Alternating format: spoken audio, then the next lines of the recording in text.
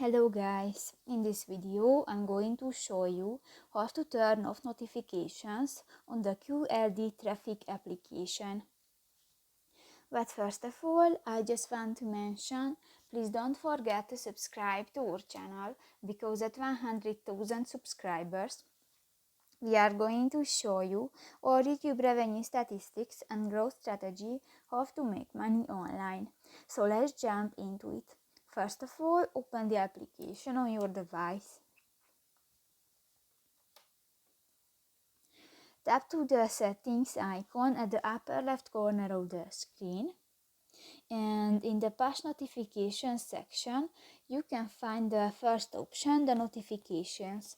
And if you want to disable, just click to the next blue circle, and new the notifications is turned off. So that's pretty much it for this video, guys. See you in the next one. Bye bye.